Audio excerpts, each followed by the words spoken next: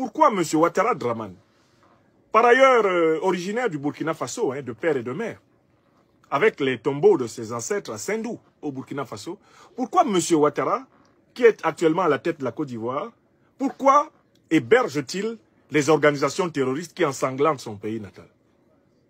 Nous devons poser cette question en tant qu'analystes politiques et fils de l'Afrique. Et nous devons apporter une réponse pour que le peuple ivoirien et le peuple burkinabé comprennent qu'Alassane Ouattara est un ennemi commun. Le peuple ivoirien et tous les autres peuples ouest-africains comprennent qu'Alassane Dramane Ouattara est un ennemi du peuple africain. Il ne s'agit pas ici, en quoi que ce soit, d'un conflit entre le peuple ivoirien et le peuple burkinabé. Non, il s'agit d'un conflit entre un renégat, serviteur du néocolonialisme français, serviteur de l'impérialisme occidental en Afrique de l'Ouest, Alassane Dramane Ouattara, et les peuples ouest-africains en lutte pour leur souveraineté. Écrivez ça. Parce que je connais les méthodes des sicaires et des agités du bocal du régime d'Alassane Dramane Ouattara. Ce sera de tenter de dire que votre serviteur serait en train de jeter de l'huile sur le feu entre le peuple burkinabé et le peuple ivoirien. Ah non, surtout pas. Au contraire, j'appelle le peuple burkinabé et le peuple ivoirien à être solidaires contre le satrape reptilien Alassane Dramane Ouattara, ennemi commun des peuples ouest-africains à la recherche de leur souveraineté. Voilà l'axe du combat. Bon, donc on va essayer de comprendre maintenant pourquoi il fait ça. Pourquoi M. Ouattara, qui objectivement ne devrait pas faire ça parce que il est fils natif du Burkina Faso et il est fils adoptif de la Côte d'Ivoire. Quand vous êtes natif d'un pays, vous ne pouvez quand même pas envoyer des terroristes contre votre pays natal.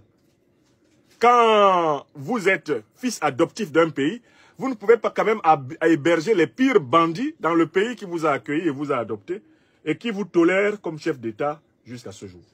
Vous voyez?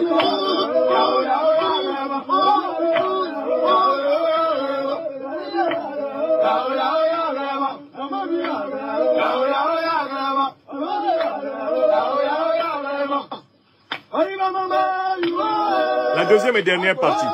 Pourquoi fait-il cela? C'est important qu'on sache pourquoi. Pourquoi s'acharne-t-il à faire de la Côte d'Ivoire une zone de refuge pour les terroristes qui ensanglantent le Burkina Faso, le Mali, le Niger? Pourquoi? Je vais donner les raisons. D'abord, on commence par les raisons psychologiques. Alassane Dramane Ouattara est habité par un mythe, par un mensonge qu'il s'est raconté à lui-même. Alassane Ouattara a avoué publiquement à une journaliste qui lui demandait ce qu'il aurait aimé être dans sa vie.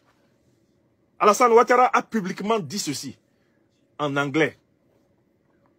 I think I would have been an emperor. Je pense, je crois que j'aurais aimé être un empereur. Mais quels sont les pays qui sont supposés composer l'empire imaginaire que Alassane Ouattara devait avoir?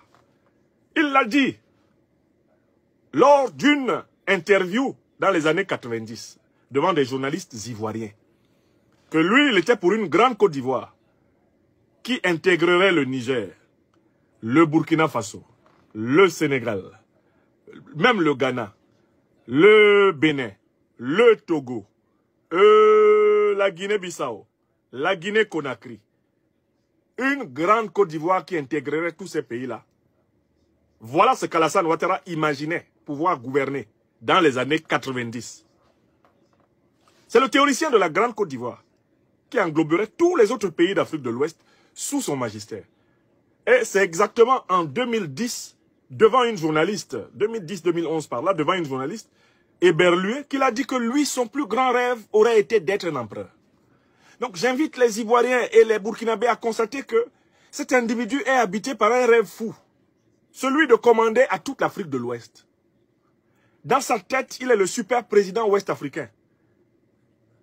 Dans sa tête, c'est sa volonté qui doit être faite à Niamey, à Lomé, à Cotonou.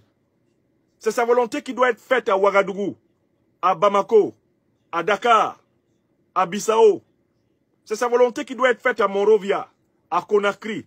C'est comme ça que ça se passe dans la tête d'Alassane Dramane Ouattara. L'homme est habité par un narcissisme délirant. Une mégalomanie mythomaniaque. Et ça, c'est la première raison.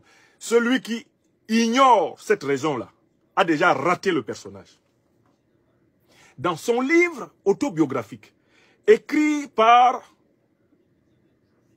le professeur Abdou Touré, Alassane Ouattara prétend avoir gouverné plus de 200 pays.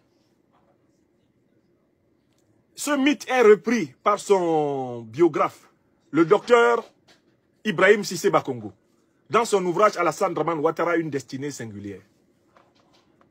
Selon lequel Alassane Dramane Ouattara aurait gouverné mais des dizaines, des centaines de pays du monde, quand il était au FMI et à la Banque mondiale. Donc c'est un homme qui est habité par un ego boursouflé, un ego gonflé, à un niveau qu'on ne pouvait pas imaginer.